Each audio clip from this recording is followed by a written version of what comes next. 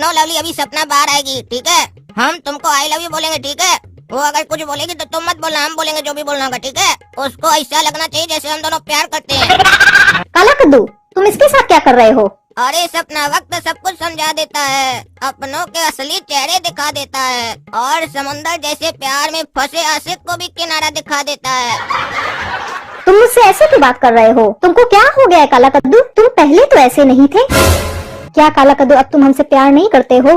अब हम किसी से प्यार नहीं करते हैं, सिर्फ अपने आप से करते हैं, क्योंकि यहाँ तो मौका देखकर सब धोखा देते हैं। घोड़ा कद्दू सही बोल रहा था, तुम नहीं समझोगे और शायद तुम मुझे भी नहीं समझ पाए। अरे सपना, अब समझने और समझाने का टाइम गया। अब जो जैसी चाहे जिंदगी जी सकता है, किसी का किसी को कोई रोक टोक नहीं है। मुझे लगता है तुम मेरे प्यार के काबिल ही नहीं हो। क्या प्यार की बात? सपना, ये प्यार की बात तुम्हारे मुंह से अच्छी नहीं लगती है, इसीलिए कम किया करो, वरना लोग हंसेंगे।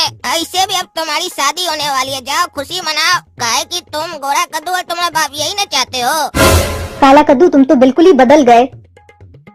भाइयों एवं बहनों, जैसा कि आप सभी जानते हैं, हम टकला नेता टकला पार्टी का अध्यक्ष हैं और वर्तमान में कद्दूपुर का हम ही मंत्री है। और जब से हम मंत्री बने हैं, कद्दूपुर में खुशहाली आई है। हमारा कद्दूपुर आज से 5 साल पहले कैसा था, याद होगा आप लोगों को। और हमरे आने के बाद आप देख सकते हैं कद्दूपुर कितना तरक्की कर चुका है। आज हर कोई कद्दूपुर के बारे में जानना चाहता है। कद्दूपुर कहाँ है? टकला नेता कौन है? टकला नेता का अस्तित्व क्या है? जिसको देखो वो टकला नेता से मिलना चाहता है, कद्दूपुर आना चाहता है। ये किसके वजह से हुआ? आपका चुनाव नेता टकला नेता की वजह से।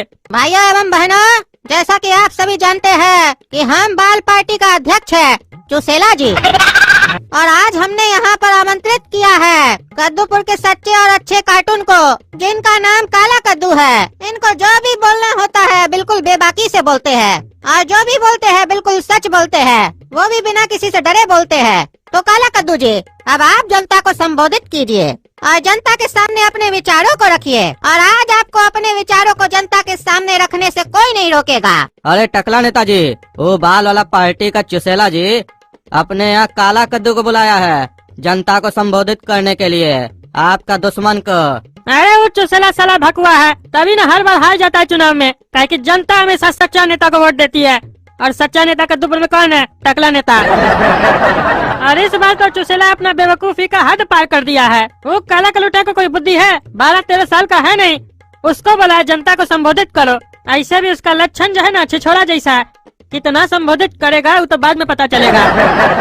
हमको तो लगता है जो वोट उसको मिलता है ना, वो भी नहीं मिलेगा इस बार। अरे टकला नेताजी, पिछली बार चुनाव में जब आप खड़े हुए थे तो आप बहुत बड़ा बड़ा वादा किए थे कि कद्दूपुर में शिक्षा फ्री कर दिया जाएगा, तो कहाँ शिक्षा फ्री हुआ, उल्टे महंगा हो गया।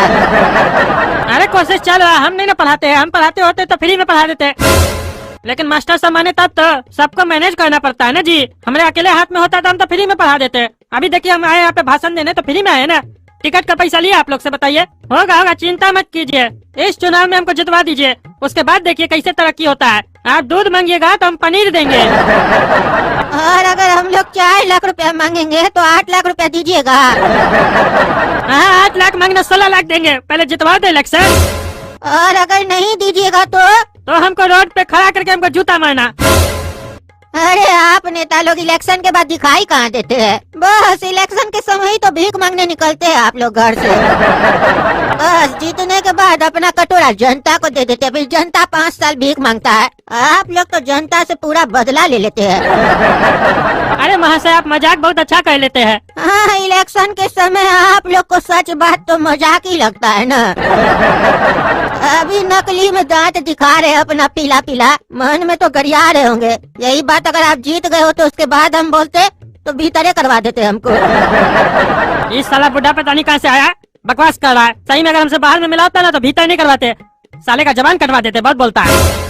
और ये हमको तो टकला जाति का लग भी नहीं रहा है, लगता है खाली बाल कटवा के आया और हमारा बदनामी करने आया है यहाँ पे। इस चुसेला लोग का कोई साजिश है। हाँ बुजुर्ग वहाँ से आप शांत रहिए, हम आपका बात पे गौर फरमाएंगे। हाँ तो ठीक है, एक बात और बोलना चाहते हैं हम। अरे बाद में बोलिएगा, अब हमको भी बोलने दीजिए। आप सभी को अपने छोटे भाई काला कद्दू की तरफ से प्रणाम, और मैं आज आप सभी का आभार प्रकट करता हूँ जो आप सबने यहाँ मुझे बोलने का मौका दिया। तो जैसा कि आप सभी जानते हैं, मैं आपसे उम्र में बहुत छोटा हूँ और अब जो मैं कहूँगा तो मैं ये कह सकता हूँ कि मैं छोटा मुँह बड़ी बात कहूँगा। तो दिल थाम कर बैठिए। अब मैं अपने विचार आप सभी के सामने रखने जा रहा हूँ। वो थोड़े कड़वे हो सकते हैं क्योंकि आप सभी को पता होगा कि सच हमेशा कड़वा होता है, पर होता हमेशा फायदे का है। तो उम्मीद करता हूँ आप सभी सच को स्वीकार करेंगे और उस पर अमल भी करेंगे। और जिनको मेरे द्वारा कहा गया सच अच्छा न लगे, वो उनके अपने विचार हो सकते हैं और ये मेरा अपना विचार है और मैं अपने विचार कभी किसी पर नहीं थोपता, पर कोशिश जरूर करता हूँ सही बात सबके सामने रखने की। क्या पता किसी को कहीं सच्चाई दिख जाए। तो जिनको भी मेरे विचार सही न लगे, वो मुझे अपना छोटा भाई समझकर माफ कर दीजिएगा, क्योंकि ऐसे भी मैं आप सभी से उम्र में और ज्ञान में दोनों में ही बहुत छोटा हूँ। पर मुझे एक बात अच्छे से समझ में आती है, भगवान ने हमें इस दुनिया में क्यों भेजा है। अरे टकला नेताजी, हमारा बात सुनिए। आप बोलने देंगे? आप बोलने ही नहीं दे रहे, तब से बकबक कर रहे हैं। आपका बकबक तो हर साल सुनते हैं। अब हमारा सवाल का उत्तर दीजिए। आप बोले थे हम जीत जाएंगे तो हर घर में पानी आएगा। कहाँ आया पानी? साला पानी के चक्कर में मर गई हमारी नानी। आपसे अच्छा तो चुसेला जी है, वो कम से कम अपना वादा तो पूरा किए। वो वादा किए थे कि अगर हम चुनाव में नहीं जीते तो हम कुर्सी पे नहीं बैठेंगे। अरे घंटा वो वादा पूरा किया। उसका जब सरकार था तो क्या वादा किया था? घर घर पानी आएगा। साला कद्दूपुर का जितना घर है सबको डुबो दिया। तुम लोग पानी पीने के लिए मांगे थे कि तैरने के लिए? ऐसा सरकार को मत चुनना जो पब्लिक को दिखाने के लिए हर बार में डिसीजन ले। जानते हो ना, हर बार का काम शैतान का काम होता है। हमको बताओ, हमारा जो वादा पूरा नहीं हुआ हर घर पानी आने का, इससे कितना लोग मर गया? कहीं न कहीं से पानी इंतजाम करके पी लिया होगा, 2-4 लोग मर गया होगा। लेकिन जब उसका सरकार था तो आधा शहर पानी में डूब के मर गया था। ऐसा पानी का क्या करोगे? भूल गए वो दिन? तुम लोग साला भूल बहुत जल्दी जाते हो। अरे नेताजी, आप लोग से तो देर में ही भूलते हैं। आप लोग तो इलेक्शन खत्म होने के बाद ही जनता लोग को भूल जाते हैं और पता नहीं कैसे आप लोगों को 5 साल के बाद वही जनता याद आ जाती है। ऐसे एक वादा और किए थे, याद है आपको? आप बोले थे कद्दूपुर में जितना भी बेरोजगार सब है उसको रोजगार दिलाएंगे। कहाँ दिलाए आप? और रोजगार क्या, घंटा दिलाइएगा आप? जो रोजगार था उसको भी बेरोजगार कर दिया। सब जानता है जनता लोग। जनता लोग को मत बताइए आप सच को छुपाने के लिए उल्टा सीधा टीवी पे न्यूज चला देते हैं, जो मन में आता है, कभी उसके ऊपर तो कभी इसके ऊपर। सोचते हैं जनता का ध्यान भटक जाएगा। आप लोग की नजर में तो जनता गधा होता ही है, लेकिन आपको बता दे सब लोग गधा नहीं होता, कुछ गधा होता है जो आप लोग कुछ भी कहते हैं ना तो मान लेता है, कहता नहीं नहीं बहुत बढ़िया आदमी सही बोल रहा है। इतना विश्वास के साथ बोलता है ना, इतना विश्वास अपना माँ बाप के ऊपर कर ले तो कुछ बन जाए। उन लोगों से पूछिएगा कि आपका बच्चा अभी क्या कर रहा है, आपका बच्चा कैसा है। अपना बच्चा के बारे में तो सही से बता नहीं पाएगा, जिससे नहीं मिला उसके बारे में यकीन से बोलता है। अरे बहुत बोले, कम बोलो। उत्तर भी सुन लो कि बोलते ही रहोगे। उत्तर कैसे देंगे? क्या बोले? रोजगार नहीं दिलाए हम? तुम ये बताओ, तुमको बच्चा है? हाँ, 2 लड़का है। हाँ, क्या करता है दोनों लड़का? बड़ा वाला लड़का तो पायलट है और छोटा वाला लोको पायलट है, ट्रेन चलाता है। हाँ, तो और कितना रोजगार चाहिए तुमको साले?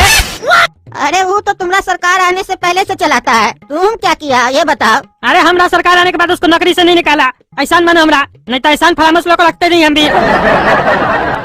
जनता के सामने धमकी दे रहे हैं कि नौकरी से निकाल दीजिएगा हमारा बचवा लोग को।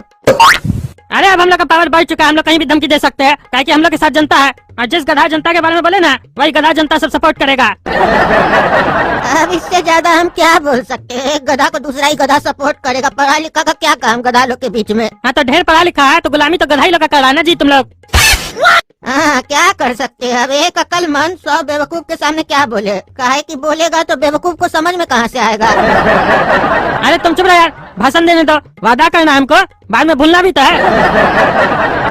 अब तो तुम लोग इतना मतलब निडर हो गए हो, पहले ही बोल रहे हो कि वादा करके भूल जाएंगे। अरे तो तुमको बोले ना हम लोग के साथ गधा जनता है, हम लोग अब कुछ भी बोल देंगे, लोग आग बंद करके भरोसा कर लेगा। जब से हमारी टकला पार्टी की सरकार पावर में आई है, तब से हमारी पार्टी कद्दूपुर को क्या क्या दी है ये आप लोगों को बताना पड़ेगा। अरे टकला, हर बात पे तुम लोग ये सब क्या बोलता है कि हम लोग बनाए, हम लोग दिए? अपना बाबूजी का घर से दिया क्या रे? हम ही जनता लोग का पैसा से करके हम ही लोग के ऊपर एहसान गिनाता है रे? हम लोग से झोला भर के पैसा लेता है, उसमें से एक गड्डी खर्च करता है, बाकी चाप लेता है, उसके बाद दिखाता है बहुत शरीफ आदमी है, सफेद कुर्ता पहनता है। मालूम है ना, सफेद पे दाग भी बहुत जल्दी लगता है, तो सफेद पहनने के बाद उसको मेंटेन भी करना पड़ता है। अरे तो क्या बोले, तुम लोग जब बोलते हो क्या क्या किया तुम्हारा पार्टी, तो क्या बोले हम? अरे ऐसे बोलो कि जनता से जो कर वसूली हुआ है उसका हमारा पार्टी कहाँ कहाँ उपयोग किया है वो बताओ, और कैसे सही उपयोग किया है। 1 रुपया भी कहीं पे फिजूल का खर्चा नहीं हुआ है, ये बताओ। ये नहीं बोलो हम देंगे, चुनाव आता नहीं है बोलते हो बिजली फ्री देंगे। तुम्हारा बाप का बिजली है क्या रे? ऐसे गिनाते हो जैसे लगता है तुम लोग का बिजली, तुम लोग का पैसा, तुम लोग का सब कुछ है। अरे तुम्हारा गधा आदमी सब 24 घंटा में 22 घंटा बिजली नहीं रहता है, उसका गम नहीं मनाता है, उसके लिए नहीं बोलता है। तुम 2 घंटा बिजली दे देते हो तो नाचने लगता है कि बढ़िया सरकार है। तुम लोग जो रोड वगैरह बनाते हो हम नहीं देखे है कैसे बनता है। सस्ता सस्ता सीमेंट, सस्ता ईट सब यूज करते हो, सरिया है। हमरा तो बस चले तो ईटा उठा के मारे तुम लोग को, लेकिन क्या कर सकते हैं हम बुजुर्ग आदमी। ज्यादा बोलेंगे तो तुम्हारा गधा लोग हमारे ही पीछे दौड़ेगा। पहले साला आदमी लोग कुत्ता पालता था, आजकल आदमी लोग गधा पाल रहा है।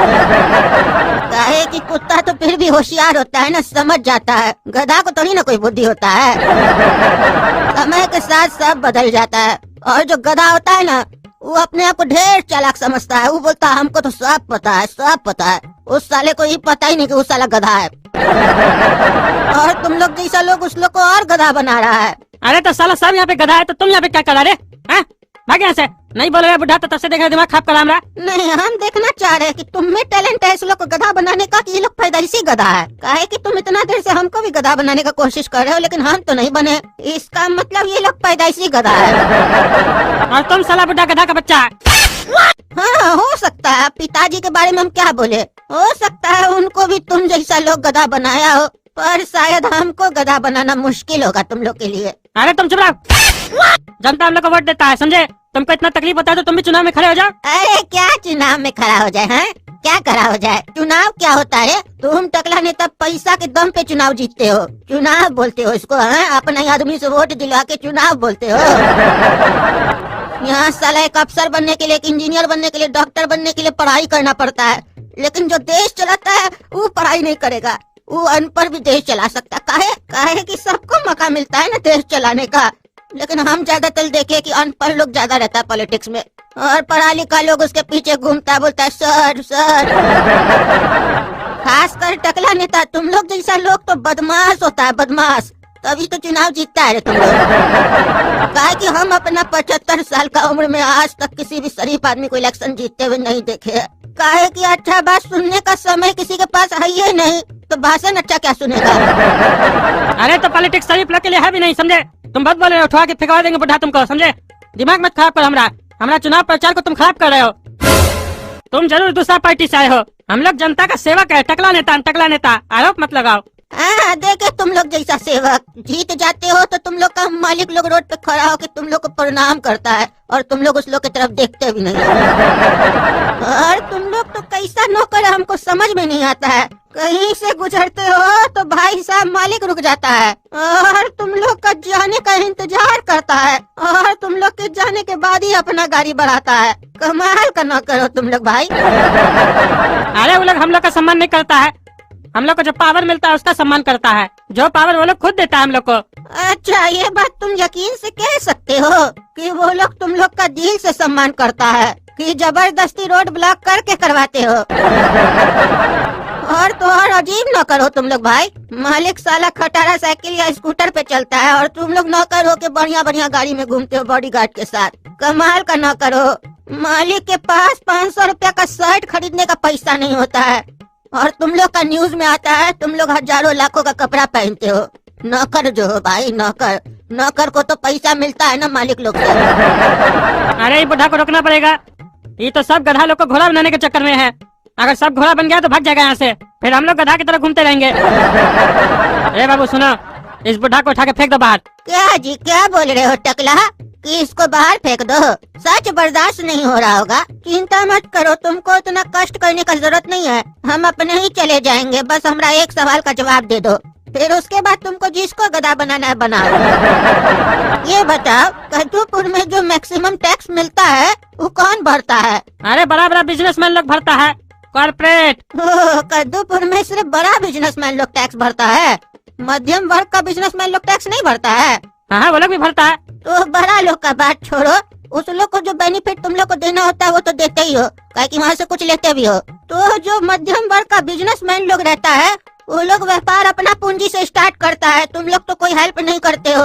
वो अपना पूंजी लगा के दिन रात एक करके पैसा जोड़ता है और उसके बाद तुम लोग को पता चलता है हिस्सा मार्केट में एक आदमी आया जो दिन रात मेहनत करके पैसा जोड़ रहा है, तो बस तुम लोग तैयार हो जाते हो, कटोरा लेके पहुंच जाते हो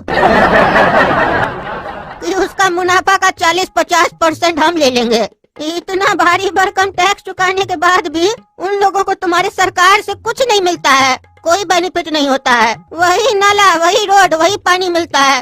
टैक्स नहीं जमा करने वाले लोग को जो फैसिलिटी मिलती है वही उसको भी मिलती है। उस व्यापारी का अगर पैसा कहीं डूब जाए, कहीं फंस जाए या फ्रॉड हो जाए, उसका जिम्मेदारी भी उसी का है, तुम लोग का नहीं है भाई। तुम लोग तो खाली कटोरा लेके आ जाते हो बस।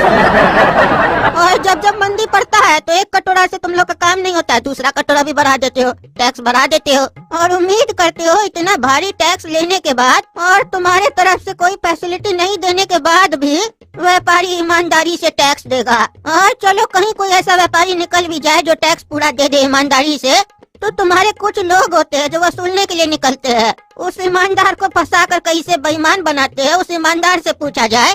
तुम तो कानून भी नहीं एक रखे हो कद्दूपुर में कि सीधा सीधा बोल दो ना भाई, इतना पैसा कमाए तो एक टैक्स जमा करो, बाकी तुमको सरकार को, स्टेट को कितना देना तुम लोग समझो। झूठे में 10 तरीके का टैक्स बना के रखे हो ताकि आदमी उलझ जाए, तुम लोग का बातें नहीं समझ में आए। दूसरा वो टैक्स भर भी दे ईमानदारी से, तुम लोग पकड़ो तो बोला अरे ये वाला तो टैक्स जमा नहीं किए, तुम चोरी कर रहे थे, पकड़ा गए। अब उस बेचारा को पता ही कहा था, वो 5 लाख रुपया टैक्स जमा कर दिया, 2000 के लिए चोरी करता है। तुम लोग तो अपना गेम खेलते हो, काहे कि तुम लोग अपने पास एक पत्ता रखते हो हमेशा कि जब टैक्स ज्यादा वसूलना हो या परेशान करना हो तो काम आएगा हुकुम का इक्का ना। चोरी पकड़ा गया, तुम डर लग रहा होगा हमसे। क्यों टकला? कद्दूपुर का जनता देखो देख रहा है, तुमको कुछ नहीं बोल रहा है। हम तुमको वोट नहीं देंगे, तुम जाओ जो करना करो। और तुम क्या उत्तर देगा? तुम्हारा तो चेहरा चोर जैसा हो गया, तुमको डर लग रहा है अंदर से। हम उत्तर का जरूरत नहीं है, तुम्हारा तो चेहरा ही बता रहा है। तुम साला चोर, बेईमान, टकला, भाग। अरे साला तुम्हारा वोट का जरूरत नहीं है हमको। पागल, तुमको बोले ना उठा के फेंको, इसको ढाको, फेंको, टांग तोड़ देना इसका। बेसी बोल रहा है, दिमाग चलाता है। हम लोग को दिमाग वाला लोग का जरूरत नहीं है, जिसके पास नहीं दिमाग है हम लोग वही चाहते हैं। जरूरत से ज्यादा सच बोल रहा है, ईमानदार बन रहा है। कद्दूपुर को ईमानदार का जरूरत नहीं है, बेईमान का जरूरत है। बैलेंस करके चलना पड़ता है यहाँ पे।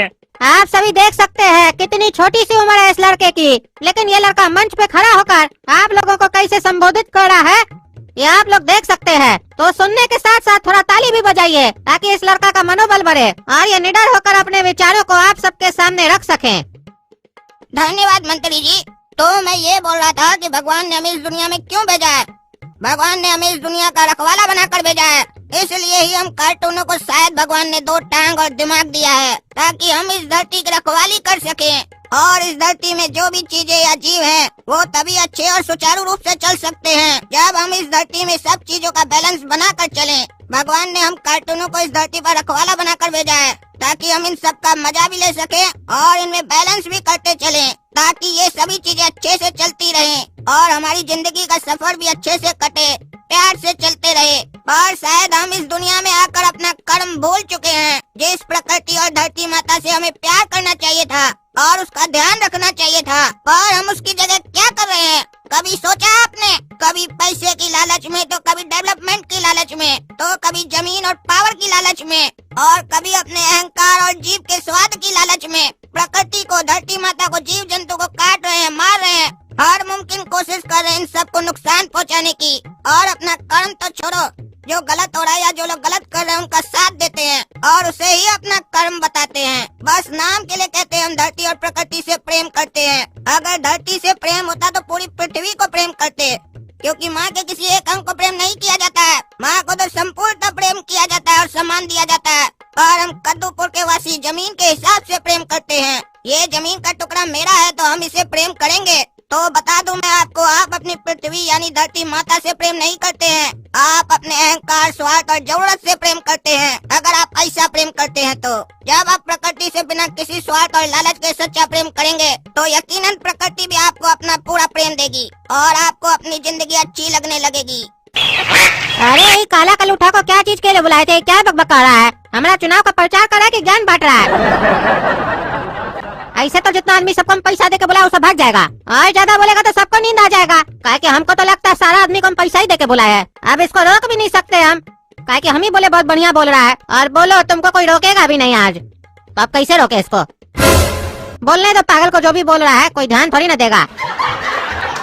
और जब आप जिंदगी से प्रेम करेंगे तो आप इस दुनिया से भी प्रेम करेंगे। तो फिर जो ऐसे कद्दूपुर के नेता लोग आप लोगों के बीच में लड़ाई लगाते हैं, कभी नहीं लगा पाएंगे। कद्दूपुर में मुख्यतः दो जातियां हैं, एक बाल वाली जाति जिसके प्रतिनिधि चुसेला जी हैं, और दूसरी टकला पार्टी जिसके प्रतिनिधि टकला नेताजी हैं। अरे अब लगता है ये बात करेगा, लड़का चला के मुद्दा पे आ गया। ये लगता है बड़ा के नेता ही बनेगा, गोल गोल बात करके सीधा मुद्दा पे आ गया।